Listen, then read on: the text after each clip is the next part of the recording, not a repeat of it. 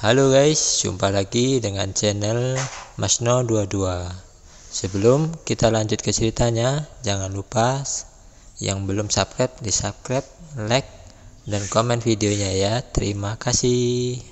Melihat ramuan gelap itu, semua orang menunjukkan rasa jijik. Setelah meminum ramuan ini, kamu tidak perlu mengkhawatirkan tenda beracun ini lagi. Chen Ping berkata kepada semua orang. Tapi tidak ada yang maju. Lagi pula, ramuan itu tampak gelap dan berbau. Mengapa? Ketika tidak ada yang maju, apoteker Chen adalah orang pertama yang bergegas maju, lalu mengambilnya. Bagaimana cara memakannya? Ambil pil dan masukkan langsung ke mulut Anda. Kali ini, semua orang tercengang, bertanya-tanya apa yang akan dilakukan apoteker Chen. Ini benar-benar obat ajaib, sungguh obat ajaib.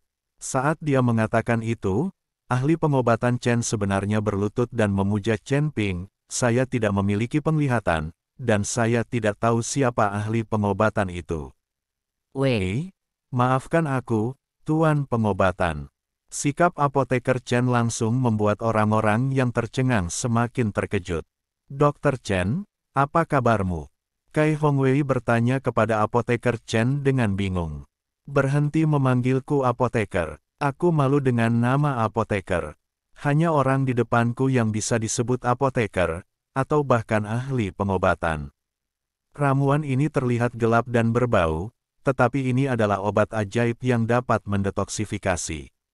Ada juga kuali untuk memurnikan obat. Ini adalah kuali Senong kuno, kuali obat tertinggi. Apoteker Chen berkata dengan penuh semangat. Setelah mendengar apa yang dikatakan Chen Yaoshi, semua orang melihat ke arah Chen Ping, dan mata mereka berubah. Pada saat ini, Tuan Miao berhenti membunyikan bel dan berkata dengan keringat di kepalanya, semuanya, tolong segera minum ramuan itu. Apoteker Chen benar, adik laki-laki ini memang bisa disebut ahli pengobatan, benar aku terluka saat bertarung dengan iblis, dan ada energi jahat di tubuhku. Jika aku tidak berada di pesawat itu, adik laki-laki ini membantuku menyedot roh jahat. Aku mungkin sudah lama pergi menemui Raja Neraka. Tuan Miao mendesak semua orang untuk segera meminum ramuan itu. Dia tidak bisa lagi membunyikan bel.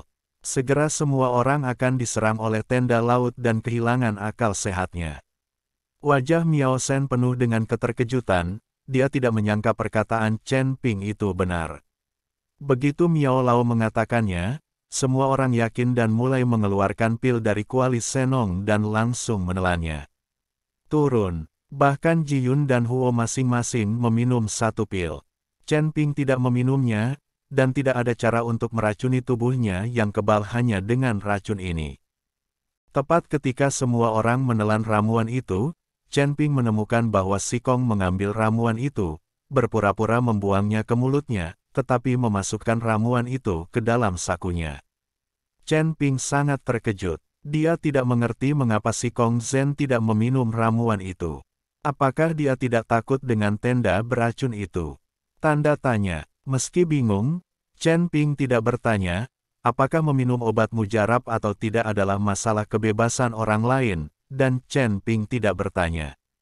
Akan dipaksa, setelah semua orang meminum ramuan itu, mereka tidak lagi terpengaruh oleh tenda racun, dan pikiran mereka tidak bingung. Oke, ayo kita pergi dari sini secepatnya. Meski kita tidak akan terpengaruh, monster yang muncul di sini juga akan menjadi gila. Kata Kai Hongwei. Semua orang mengangguk, lalu mengikuti Kai Hongwei, berencana meninggalkan tempat ini.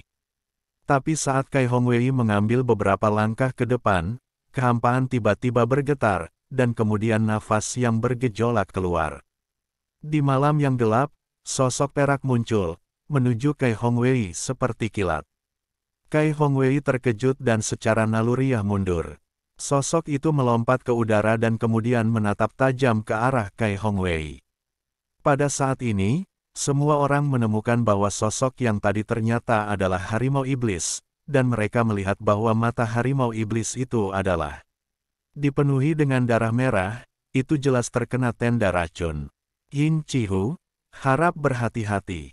Melihat harimau iblis ini, Kai Hongwei langsung kaget dan teringat dengan lantang.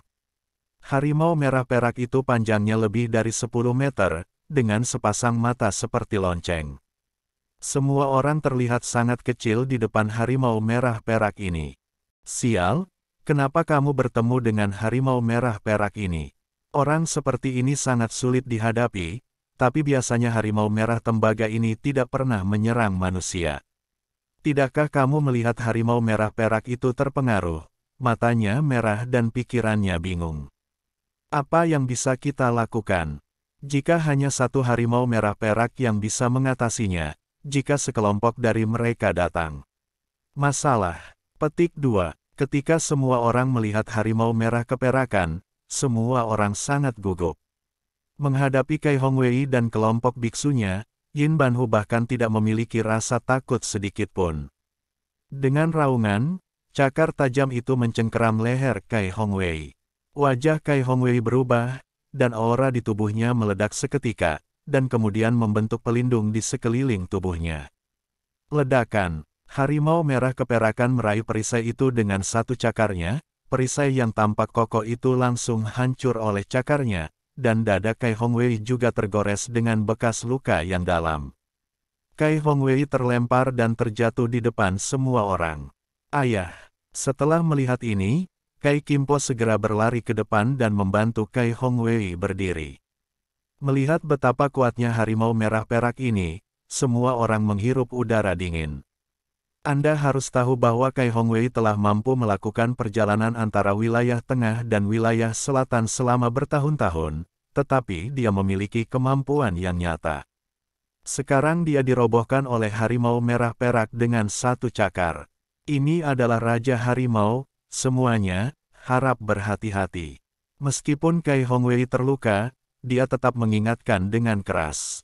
Mari kita bergabung dan bunuh harimau merah perak ini secepatnya, jika tidak, ia akan memanggil teman-temannya dan kita akan mendapat masalah. Tuan Miao juga terlihat sangat serius saat ini. Dia baru saja menghabiskan seluruh kekuatan spiritualnya untuk membunyikan bel untuk melindungi semua orang dari tenda racun, tapi dia belum pulih sepenuhnya. Setelah mendengar sapaan Tuan Miao, semua orang menunjukkan senjatanya. Saat melihat ini, harimau merah perak mengaum, lalu semburan auman terdengar di sekeliling. Saat kehampaan di sekitarnya berguncang, harimau perak mulai bermunculan satu demi satu. Ada puluhan harimau perak, semuanya merah. Dengan mata terpejam, rambut perak di tubuhnya muncul di malam yang gelap. Sangat mencolok. Melihat pemandangan ini, semua orang tercengang. Raja harimau sangat sulit dihadapi, jika banyak harimau merah keperakan datang sekaligus pasti akan mati. Tanpa keraguan, melihat ini, wajah Kai Hongwei langsung memucat, matanya penuh keputusasaan, dan dia berkata, sudah berakhir, kali ini benar-benar sudah berakhir, sepertinya kita semua akan mati di sini. Tetapi pada saat ini, beberapa orang di tim yang semula bersatu mulai mundur. Tuan Miao juga melihat pikiran semua orang, tetapi saat ini, cara terbaik adalah melarikan diri. Setiap dari mereka dapat melarikan diri, tetapi jika mereka semua tetap tinggal, tidak ada yang akan selamat. Semuanya, saat ini, kita hanya bisa berharap untuk diri kita sendiri. Jika ada yang ingin melarikan diri, cepat lari. Aku akan tinggal bersamamu untuk menunda waktu. Setelah Tuan Miao selesai berbicara, dia melihat ke arah Chen Ping dan berkata, adik, kamu juga bisa melarikan diri, tapi saya harap kamu bisa melarikan diri dengan cucuku. Tuan Miao ingin Chen Ping melarikan diri bersama Miao Miao, sementara dia tetap tinggal untuk menghadapi harimau merah perak ini. Kakek, aku tidak akan pergi, aku ingin tinggal bersamamu. Miao Shen menggelengkan kepalanya, kemana dia akan pergi? Miao Miao, aku hanya ingin mengucapkan terima kasih atas kebaikanmu yang besar. Aku harus pergi. Pada saat ini, si Kung Fu melompat keluar. Setelah berterima kasih kepada Tuan Miao, dia segera berlari ke arah Kai King Cheng dan berkata, Qianan, cepat bawa Paman Kai bersamamu. Ayo cepat lari. Jika kita terlambat, kita semua akan terbunuh oleh pria perak ini. Harimau merah telah dimakan. Saat dia dalam keadaan kebingungan, dia memandang Qi Qiwei dengan bingung. Saat ini, Kai Hongwei terluka. Dia melirik ke arah semua orang dan hanya bisa menghela nafas dan berkata, "Semuanya, aku, Kai, minta maaf padamu. Tolong lari untuk hidupmu." Setelah mengatakan itu, Kai Hongwei didukung oleh Kai King dan Si Kong Zhen dan kabur lebih dulu. Melihat Wei Hongwei melarikan diri, semua orang berbalik dan lari juga. "Niao Lao, aku tinggal di sini untuk menunda, sebaiknya kamu segera pergi." Chen Ping berkata pada Tuan Miao. "Kamu," Tuan Miao memandang Chen Ping, "dengan kekuatanmu, aku khawatir kamu akan dimakan oleh harimau merah perak dalam satu gigitan. Jika Anda tetap tinggal, Anda akan mati sia-sia." "Jangan khawatir, Tuan Miao. Karena saya berani tinggal, pasti ada jalan." Setelah Chen Ping selesai berbicara, dia melambaikan tangannya, dan nafas naga keluar dari tubuhnya, lalu meledak di udara. "Datang!" Nafas naga ini langsung membentuk penghalang, menghalangi harimau merah perak. Merasakan nafas naga, bahkan Yin Chilu, yang sudah kehilangan akal sehatnya, sangat ketakutan hingga dia mundur beberapa langkah. Ketika semua orang melihat pemandangan ini, mereka semua memandang Chen Ping dengan tidak percaya. "Adik, auramu sangat istimewa. Itu benar-benar bisa menakuti Yin Chihu yang tidak rasional." "Mundur." Petik 2. Tuan Miao berkata dengan wajah penuh rasa tidak percaya. "Miao, ini hanya tipuan kecil. Aku menambahkan bau ketakutan pada monster ke dalam nafas ini, jadi aku bisa menakuti harimau merah perak ini. Tapi kamu tidak akan bisa bertahan lama, sebaiknya kamu cepat kabur dulu, dan tunggu sampai kamu keluar dari tenda racun." "Itu dia." Petik 2. Chen Ping berkata pada Tuan Miao. Melihat ini, Tuan Miao mengangguk, lalu berkata, "Semuanya, ayo pergi dulu dan tinggalkan tenda beracun ini." Menjelaskan, dengan Miao Lao yang memimpin, yang lain mengikuti Jun Lao dan melarikan diri demi nyawa mereka. "Kalian berdua harus mengikuti, dan aku akan menyusulmu nanti." Chen Ping meminta Li Yun dan Huo Feng melarikan diri bersama Tuan Miao dan yang lainnya. Li Yun dan Huo Feng ingin mengatakan sesuatu, tapi melihat Chen Ping seperti itu, mereka hanya bisa mengangguk dan mengikuti. Tuai mereka. Saat ini, Chen Ping ditinggalkan sendirian menghadapi puluhan harimau merah perak. Alasan mengapa Chen Ping membiarkan orang lain melarikan diri adalah karena dia tidak ingin mengungkapkan identitasnya di depan semua orang. Chen Ping sengaja mengubah nafas naga tadi, agar dia tidak dikenali. Namun, naga adalah penguasa semua binatang, dan perak ini bahkan jika Chihu terkena tenda racun dan kehilangan akal sehatnya, dia masih bisa merasakan tekanan nafas naga, jadi dia mundur. Ada alasan lain, yaitu ada yang salah dengan tenda racun.